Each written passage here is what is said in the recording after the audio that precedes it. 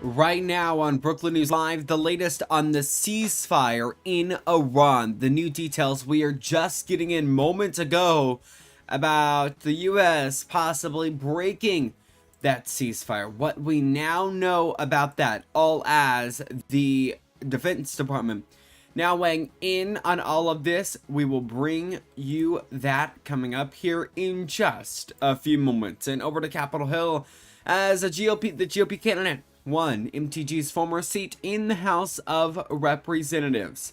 And an update on the search for Nancy Guthrie, as we are now learning about a new note that was sent in to TMZ. We will bring you an update on that as Artemis 2 continues its stride to the United States. Brookland News Live starts right now. Brookland News Live starts right now with breaking news.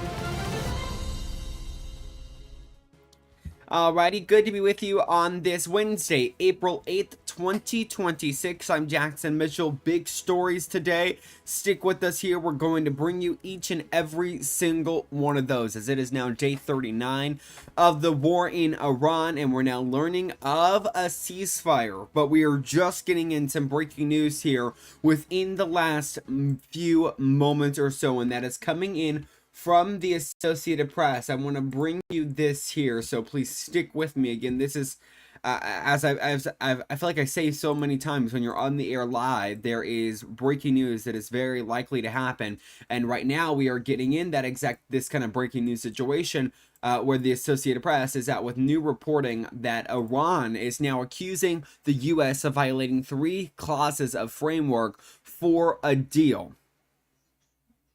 And it also says ceasefire negotiations with U.S. are unreasonable. This goes on to say Iran accused the U.S. of violating 3 clauses of its framework for a deal. Arachi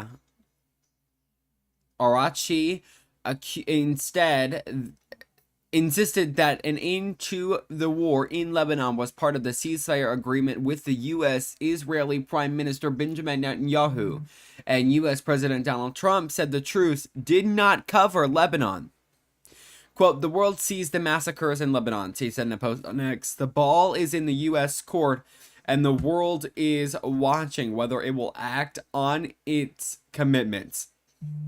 Now that comes as we'll take you over to our live shot in Beirut, Lebanon. Strikes by Israel did continue this morning, and there were some strikes this morning, and you're actually able to see some of that smoke in the air from those strikes. But at least according to my understanding, when I was kind of researching for the show this morning, it was that Lebanon was not included in this because Hezbollah, who is a militant group that operates in Lebanon, in Beirut, is separate from this Iran U.S.-Israel conflict. But here, now you're seeing that an end to the war in Lebanon was part of the ceasefire agreement. At least that is what it appears that Iran is now saying, that an end to the war in Lebanon was supposed to be a part of that ceasefire agreement. So that is another aspect of all of this that we will continue to follow. So again, it is good to be with you. We were just wanted to get to that breaking news coming into us really quickly. Want to take you to kind of what's inside this ceasefire deal. What did President Trump, the U.S., and Israel agree on in Iran? Well, they agreed to lift all sanctions, and that the U.S. must remove both primary and secondary sanctions. They also agreed that Iran would continue their control over the Strait of Hormuz, and we're going to talk more about the Strait of Hormuz coming up here. Also, U.S. military withdrawal. All U.S. forces would be forced to leave the Middle East. Now, it'd also be an end to the attacks, of course, which is obviously kind of state of play when you say ceasefire. So all these Israel, U.S., Iran, got to stop all military actions against Iran and its partners. Also release frozen Iranian assets and a binding UN resolution. So they say any agreement must be enforced through the United Nations Security Council, something that President Trump has kind of criticized the UN recently, and he met with the UN Secretary General Mark Rutte today. It also included acceptance of nuclear enrichment. Iran wants recognition of its right to enrich uranium, which is, of course, what is needed inside these nuclear weapons, and according to the US, Iran has too much of it. So also the Strait of Hormuz transit system would also be under Iran, which would manage shipping and allow passage under its supervision, and then transit fees on ships, which is something that the White House said earlier moments ago really that they did not agree with. It also included conditional compliance. If negotiations fail, Iran may again restrict or close the Strait of Hormuz. There was a press conference this morning after this ceasefire, both from Secretary of Defense or War Pete Hegseth and General Dan Kane, who serves as the Joint Chiefs of Staff Chairman, providing an update on the war. We're going to play that for you. Take a listen here.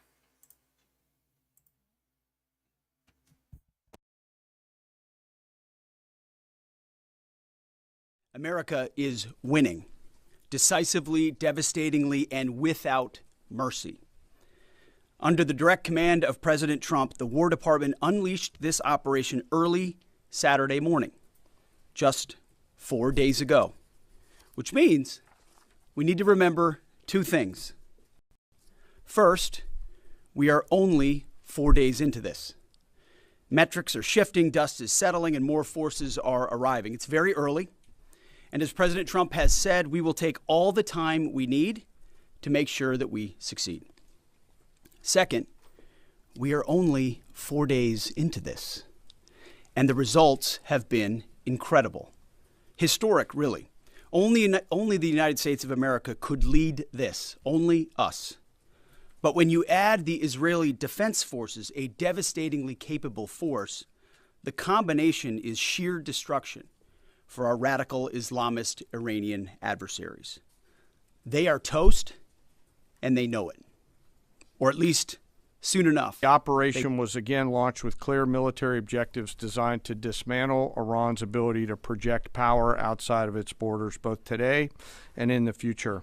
First, we are targeting and eliminating Iran's ballistic missile systems to prevent them from threatening the U.S. Forces, partners, and interests in the region.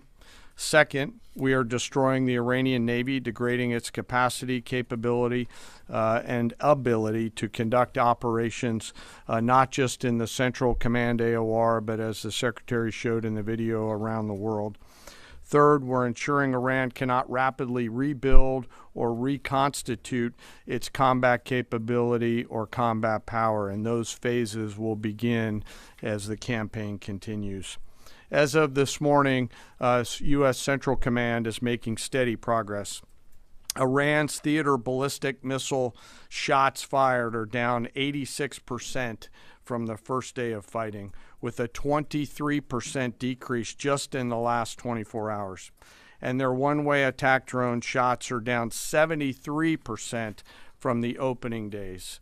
This progress has allowed CENTCOM to establish localized air superiority across the southern flank of the Iranian coast and penetrate their defenses with overwhelming precision and firepower. So that was earlier this morning from the, you heard there General Dan Kane, the second one to make remarks, and then Secretary of War or Defense Pete Hegseth there. Now, I want to read you a piece that they said only America could do this specifically. That's what the Secretary of Defense said. Pete Hegseth, only America could do this. And then added with the IDF, it's a whole new entire challenge for Iran. And the Joint Chiefs of Staff Chairman, General Dan Kane, saying that everything was going as planned here.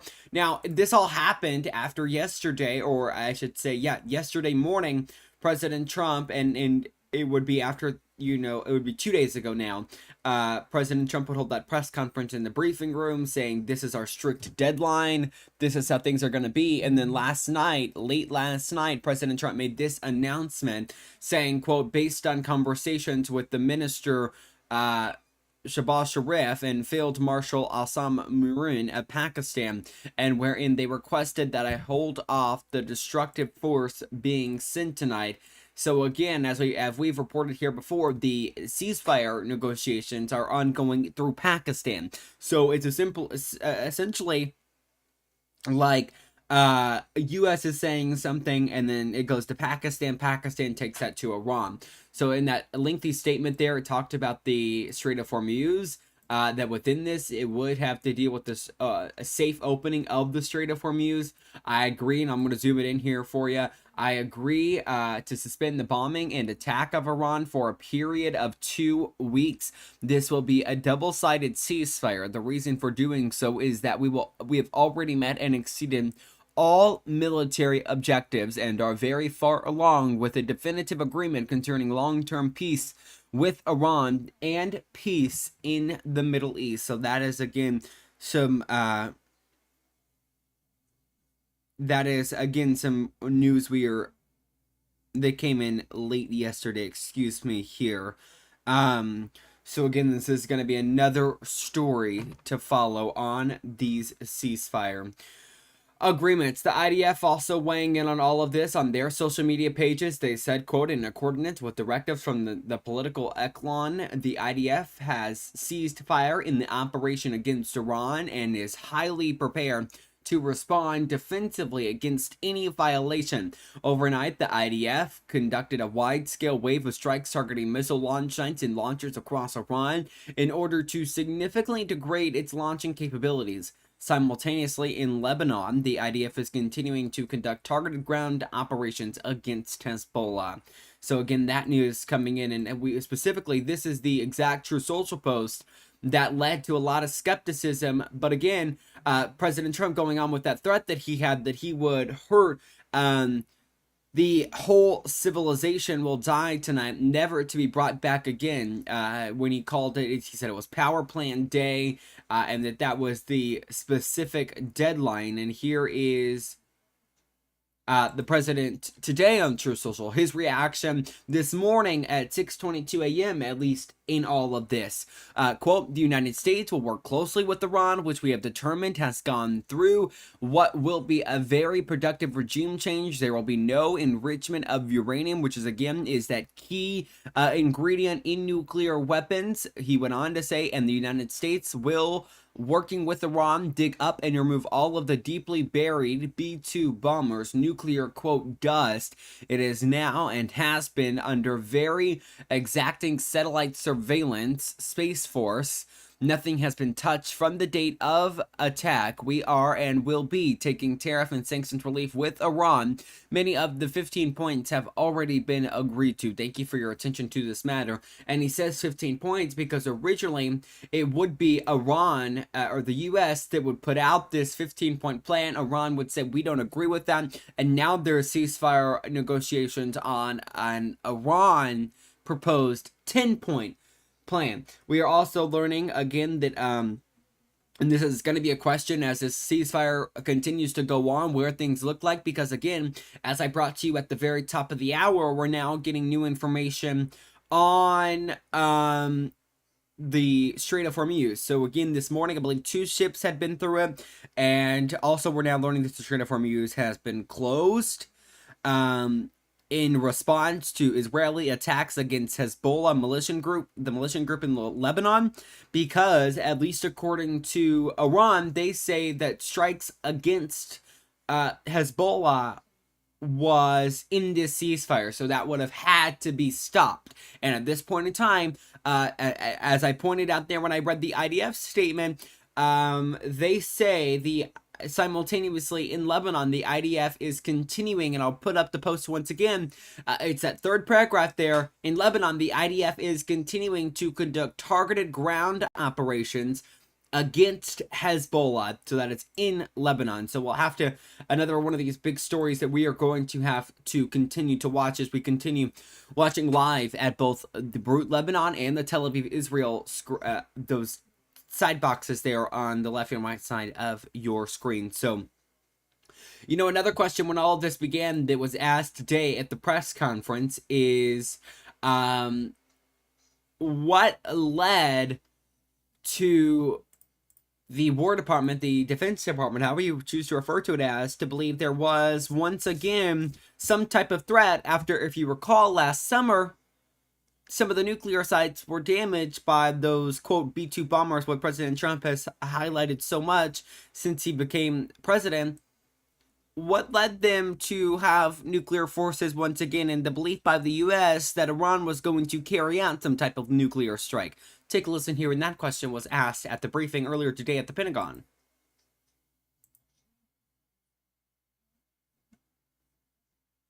Questions I have is just really regarding the intelligence that indicated that this was something the U.S. had to get involved with at the time that you guys did. We had Operation Midnight Hammer back in June.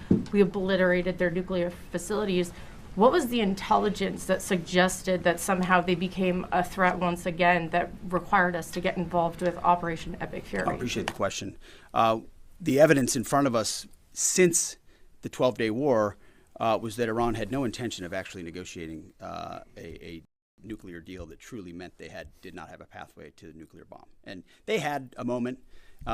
Jared Kushner and Steve Witkoff, two of the best negotiators in the world, poured into that negotiation, giving them every single possible opportunity to release that ambition. And they didn't. And the intelligence that we saw they didn't intend to do it in good faith, that they had the intentions eventually to get to a place where they could have that. So Secretary of Defense or War Pete Hegseth saying that they were pretty much under the wrong intentions, and that there were negotiations ongoing by, I believe he said, Jared Kushner and Steve Witkoff for them to do something with those nuclear weapons that they had regained, and that just simply did not happen. So this is another one of those big aspects that we will have to follow. Also, want to talk about where fuel prices stand right now, and inside this agreement was the reopening of the Strait of Hormuz, though it would be under Iranian control still. Will we see gas prices come down? Today, the national average hitting out at $4.16. Yesterday, $4.14, so up 2 cents.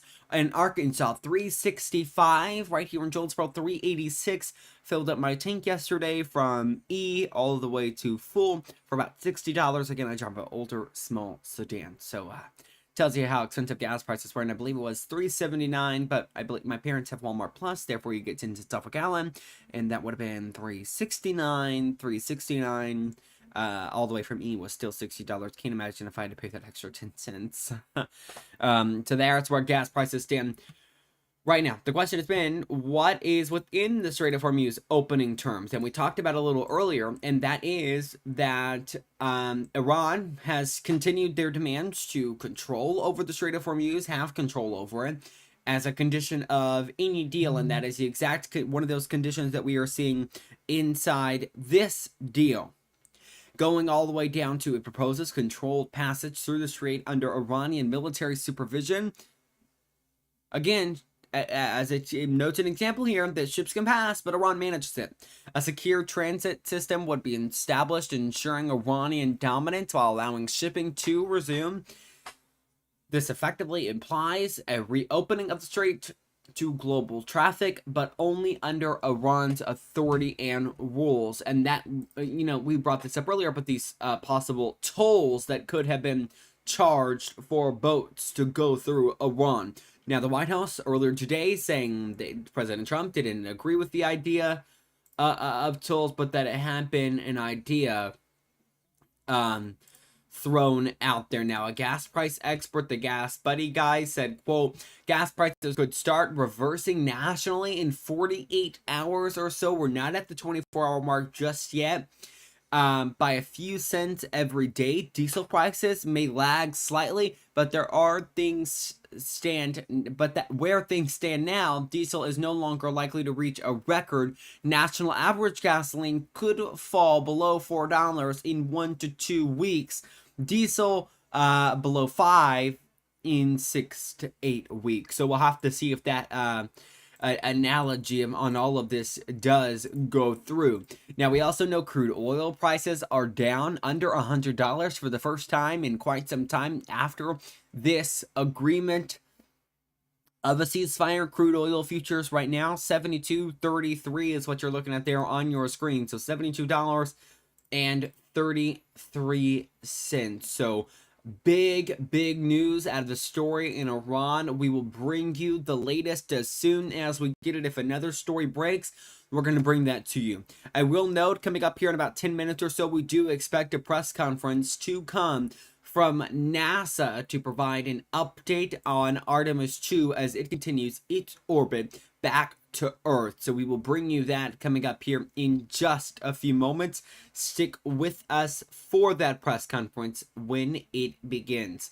We're going to sneak in our first break of the hour. When we come back, we've got more news besides Iran here. We're going to talk about Republican Clay Fuller, who won the seat to replace Marjorie Taylor Greene. That's coming up. And another big story about Democrats possibly winning the midterms and kind of some motivation going ahead of this as Democrats take a big seat in a Republican stronghold. And a new branch of note in the search for Nancy Guthrie. That's all coming up on this Wednesday edition of Brookland News Live.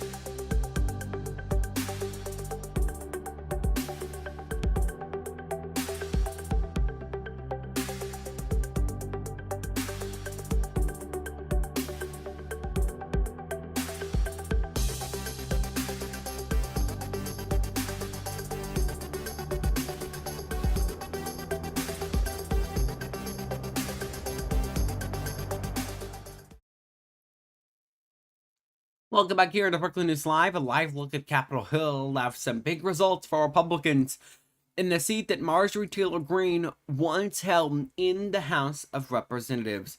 Republican Clay Fuller winning that seat in Georgia. So this comes after Georgia special election. Results came in. You're taking a look at those results, and right now they're on your screen. Republican Clay Fuller, 55.9%. 44.1% of the results. Now, we've been watching this race because there was a question before the runoff, could a Democrat possibly take this seat? Because Clay Fuller and John Harris, both results came very close in the primary election, but in the runoff election, you see the Republican Clay Fuller taking that lead. Republican, President Donald Trump posting on Truth Social about Clay Fuller here just moments ago, saying, quote, Marjorie Trader Brown's Green turns to brown under stress seat in Congress has been taken over by a wonderful and talented man, Clay Fuller, who won convincingly and right from the beginning, despite many people running for that, quote, Trump plus 37 seat, and despite the stench left by Green. Congratulations to Clay Fuller, a very large improvement over his deranged predecessor. Now, we know Marjorie Taylor Greene, who was also a Republican, did have a very public feud with President Donald Trump, not only over the war in Iran, but over a number of policies that President Donald Trump was trying to pass, including the Epstein files. A big disagreement on that. Quick reminder here that coming up here in just a few moments, we will have a press conference coming in from NASA. Again, that's coming up here in just a few moments at 2:30. We will bring you that when that feed comes to us as you take a live look there at Artemis 2 as it continues its orbit now back to Earth. Okay. Also, in election news here, Democrats winning more seats. Winning seats this time in Wisconsin. So we had the Republican 1 seat in Over on Capitol Hill, we're also following this news story as Democrats win a strong Trump stronghold in Wisconsin. Here, I want to pull up this article for you coming in from Politico. So, a quote, a wow moment, Democrats election hot streak goes searching. That is a headline coming in from Politico. The article would go on to say, and I'll read it for you here. It would go on to say, quote, in Wisconsin Supreme Court election, the Democrat-backed candidate sailed in a nearly 20-point landslide victory Tuesday in a battleground Trump carried less than 2 years ago. Meanwhile, a Georgia Democrat slashed Trump's margin of victory by 2/3 in the state's reddest district despite losing the election. That's talking about that special election that we were just talking about. Quote, the most significant overperformance the party has seen across all 7 House special elections. There at the bottom, it goes on to say the results in the battleground states home to key Senate, gubernatorial, and House races are the largest reputation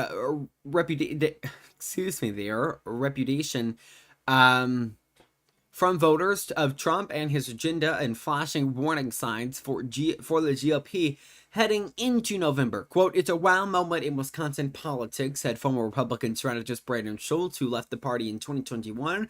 Republicans ought to be sitting down tonight and going, okay, we just screwed up another race. What are we doing? What are we going to do in November? So again, big elections out of Wisconsin and Georgia, possibly giving Democrats maybe a little more motivation as they head into the midterms. Another big story that we are following, a new ransom note from TMZ, sent to TMZ, I should say, in the search for Nancy Guthrie. I want to play you here a clip from TMZ Live as they weighed in on the news.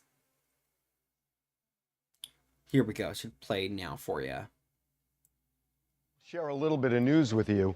The person who has been incessantly contacting us, although saying, stopped for a while. Yeah. We got another letter today from this person, an email saying, I know where her body is and who the kidnapper is. Give me half a Bitcoin and I'll tell you.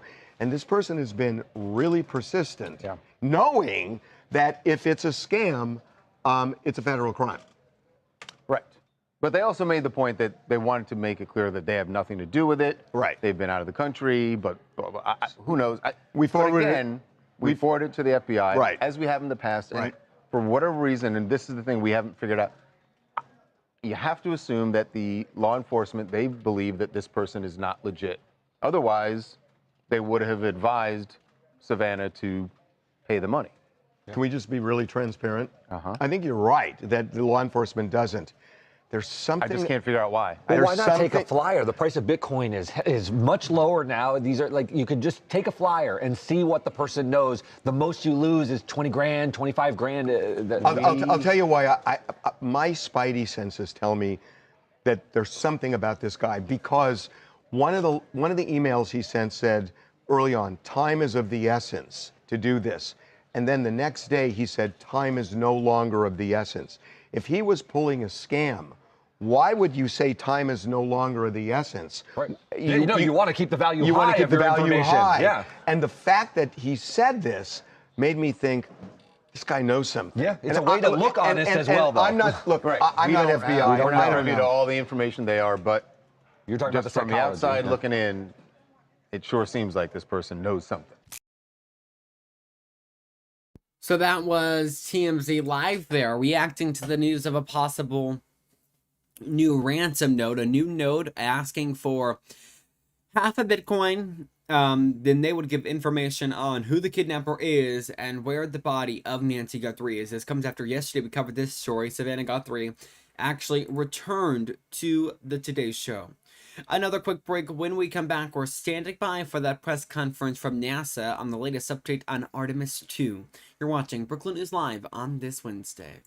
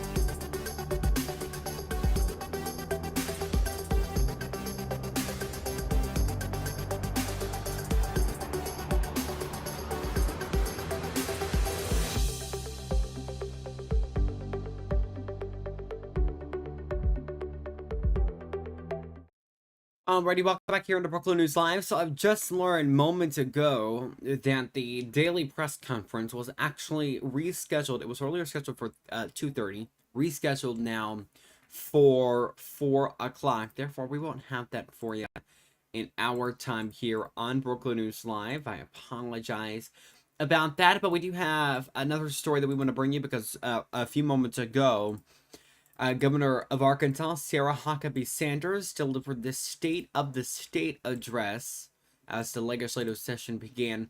Once again, live look, a look from earlier today.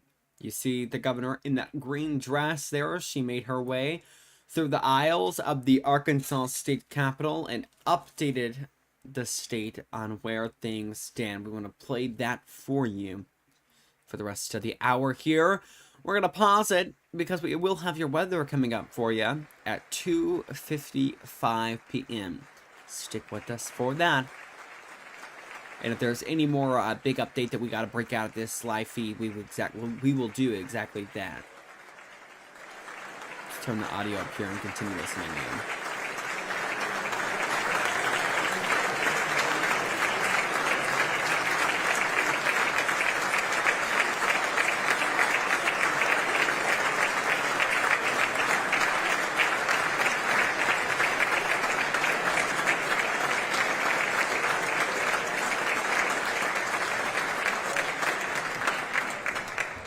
Governor Sanders, you are recognized.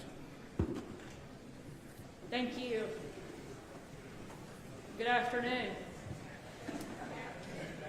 Speaker Evans, President Hester, constitutional officers, members of the Supreme Court, distinguished members of the General Assembly, my incredible family, my fellow Arkansans, welcome to the start of the 2026 fiscal session.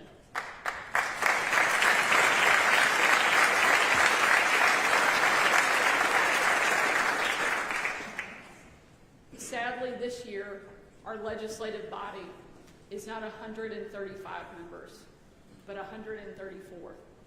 I know we've already had a moment of silence, but I ask that you would stand and join me in a moment of recognition for Representative Stan Berry, who passed away last month after decades of service to our state.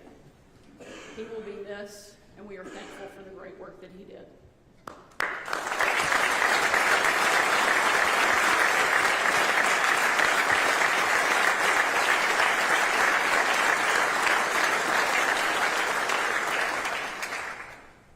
I also want to you can sit down. But feel free to stand back up later and cheer again. I also want to give a special thanks to someone who traveled all the way back to Arkansas from Israel to be with our family this week. My mom, Janet Huckabee.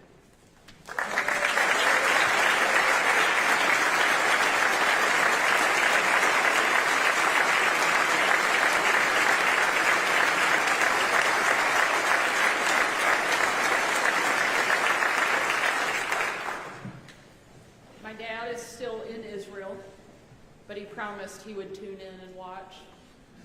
Mom and Dad, we love you, and we're praying for you. On Easter Sunday, my dad sent our family the note that he had sent to his full embassy staff. He said, and I quote, "This weekend marks 1 year since I came to serve as ambassador. On my first full day in Jerusalem, I went to the Western Wall to place a prayer that President Trump had handwritten and given to me in the Oval Office to bring on behalf of the American people. 2 days later, Janet and I attended the Easter sunrise service at the Garden Tomb. It was a wonderful beginning to the adventure of a lifetime. In 1 year, we've lived through 5 wars with Hamas, Hezbollah, and the Houthis, the 12-day war with Iran last summer, and now Operation Epic Fury. Tomorrow will be a very different kind of Easter for us than last year. The sunrise service at the Garden Tomb is canceled for safety concerns. If churches meet at all, they will be limited to no more than 50 people or less, depending on their shelter capacity. Perhaps you think that I'm deeply depressed by such a somber atmosphere and very limited options for public worship this Easter. But while there is some personal disappointment, my faith is fueled not by how full the churches or how special the services are. It is fueled by the emptiness of the tomb. Signed, Mike Huckabee.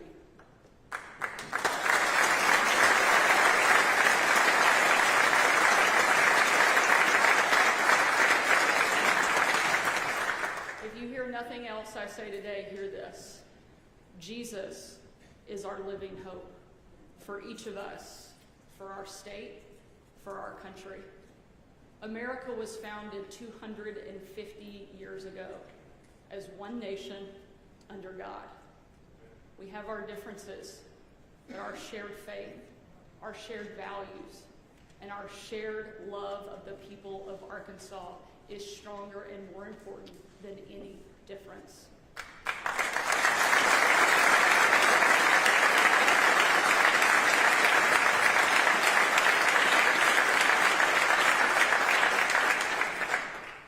The people of Arkansas sent each one of us here to work together to solve problems and lead a better, more prosperous state. 250 years ago, our founders put aside their differences to create a new nation forged around the ideals of liberty and justice. We are heirs to that great country, and we should do the same. The immediate threats our founders faced were very different, but the challenges so many Arkansans face every day is no less daunting. Despite adversity, there is hope. We live in the best state in the greatest country in the world, and the state of our state has never been stronger.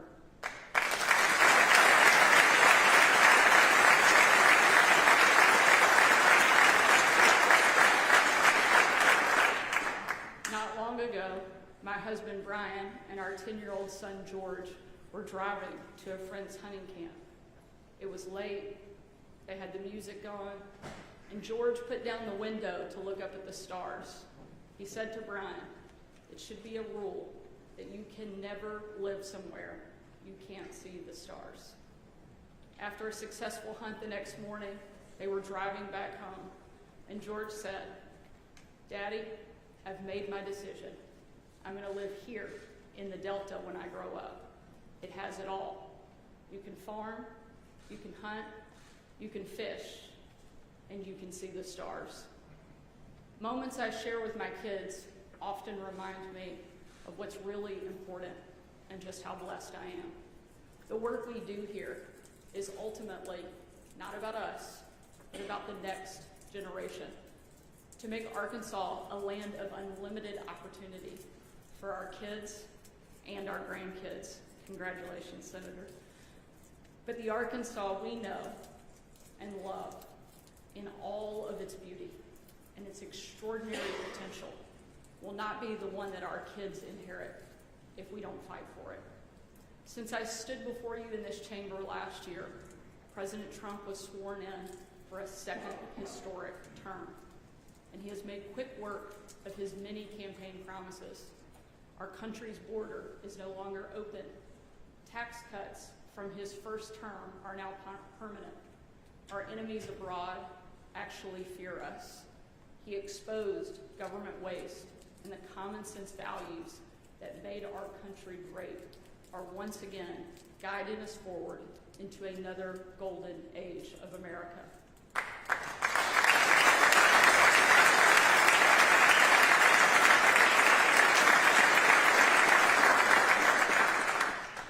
And President Trump has no greater friend than the people of Arkansas. At the end of last year, I started the Faces of Arkansas program, which every month tells the story of a different Arkansan who's impacted by the work that each of us do here. Their portraits hang in my office as a reminder of our top priority, the people of our state. Today I'm not here just to talk about policies, but to share the stories and the faces of Arkansans who are counting on us to make a real difference in their lives. You all know that my first policy priority as governor has been education.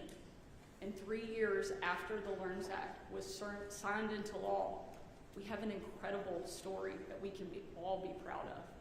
Reading scores in every single grade level but one have gone up.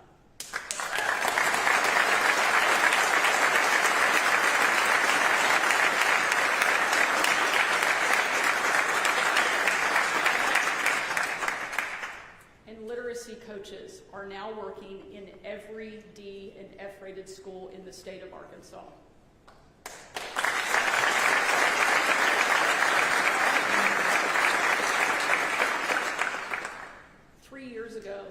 Our schools were ranked 43rd in the country. Now we're 36th, and I know that we will only keep moving up.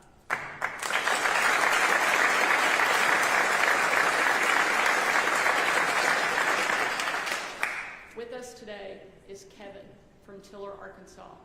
He's a senior at Cornerstone Christian. Before the LEARNS Act, Kevin's family would never have been able to afford private school tuition.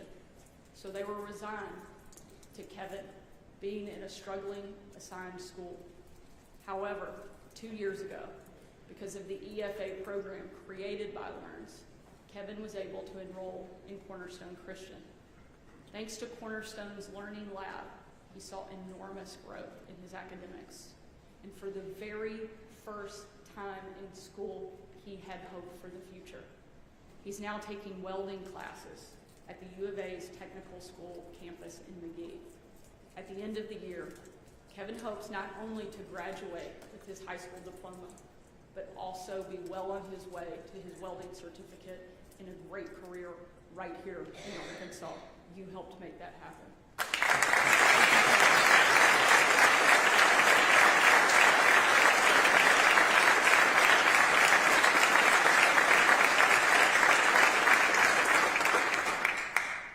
Kevin, thank you for not giving up and showing the power of grit and hard work. Thank you, Kevin.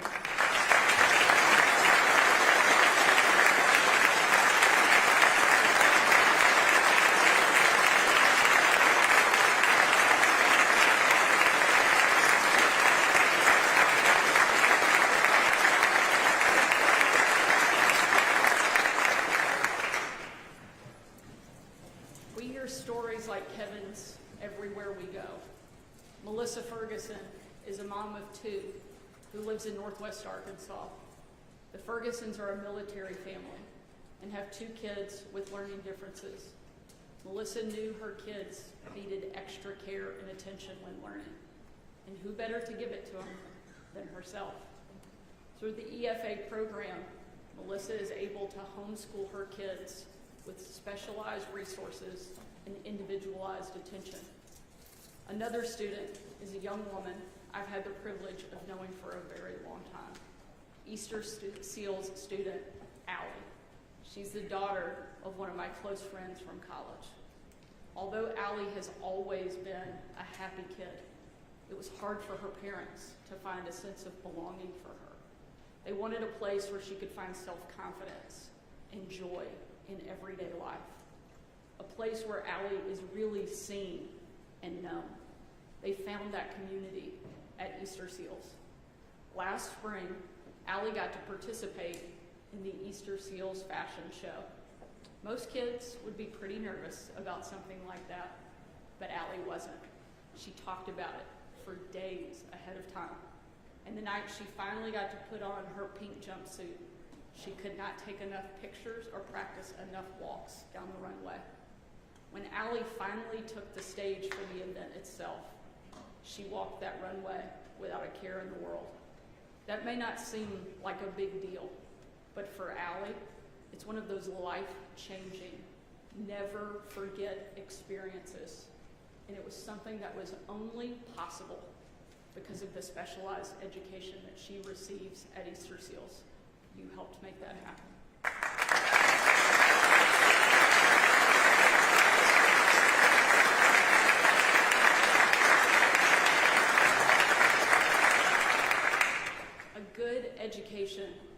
is the key that opens the door to a lifetime of opportunity. We cannot allow a child's destiny to be determined by their zip code or the size of their parents' bank account. We will honor our commitment to the next generation, and in Arkansas, no child will ever again be trapped in a failing school or sentenced to a lifetime in poverty.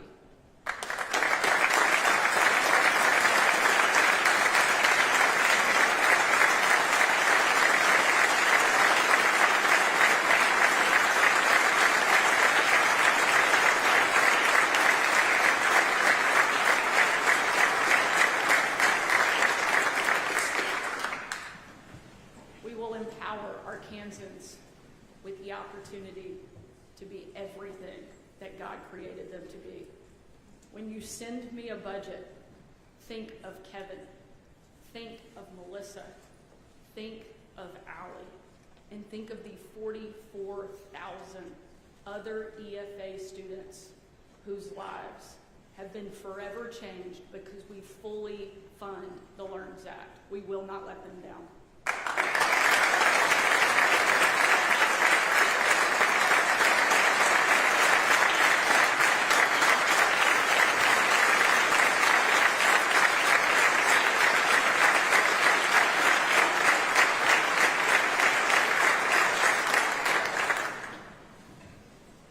Wasn't just about investing in education freedom.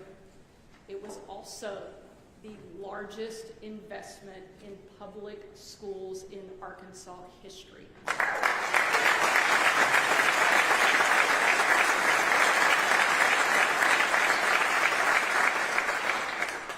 And a big part of that went exactly where it should, to our teachers, because we know that great education starts with great educators.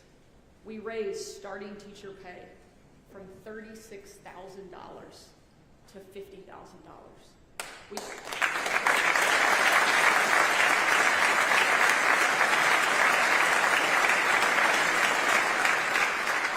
We gave every single teacher in the state of Arkansas a $2,000 raise and became one of only 2 states in the entire country to give teachers 12 weeks of paid maternity leave.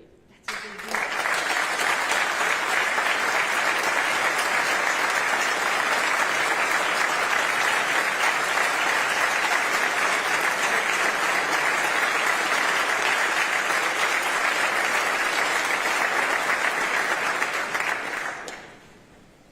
I think I might become a teacher after this.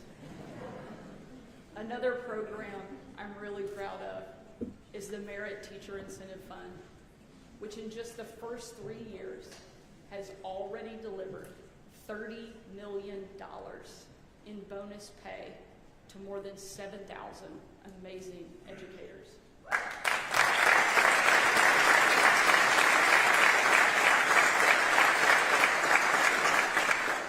And one of those great teachers is here with us today, Monica Brewington, a 5th grade teacher from Pocahontas. Monica comes from a long line of educators, and she has spent the last 3 decades in the classroom. Monica's students love her, and she has built a legacy mentoring future teachers. Monica says she was always raised to do her best, with or without recognition. But when she got a call from her superintendent and heard that she was getting a $7,000 bonus through the Merit Teacher Incentive Fund, she felt like it had all paid off. She was finally being recognized for her hard work. A nationwide survey was just released this week that shows 89% of our teachers are satisfied with their jobs. Thanks to the LEARNS Act, Arkansas now ranks #1 in the nation for teacher job satisfaction.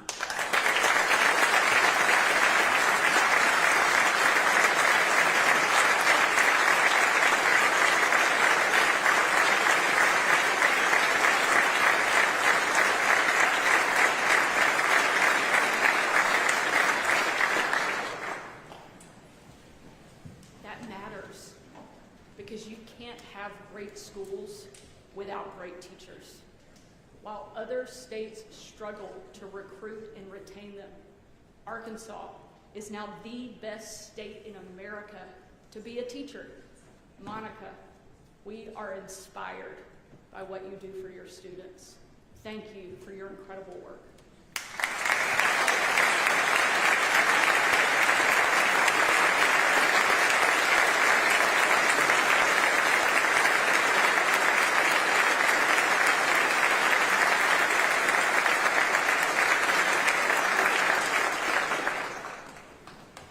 When you send me a budget, Governor of Arkansas, Sarah Huckabee Sanders, there providing the state of the state. That was earlier today as the legislative session began once again over at the Arkansas State Capitol. I want to bring you to the latest right here in Brookland, though. We'll get you up to date on your forecast here. Sunny skies today. As we go into tonight, low of 54, and then as we start into Thursday, sunny skies once again.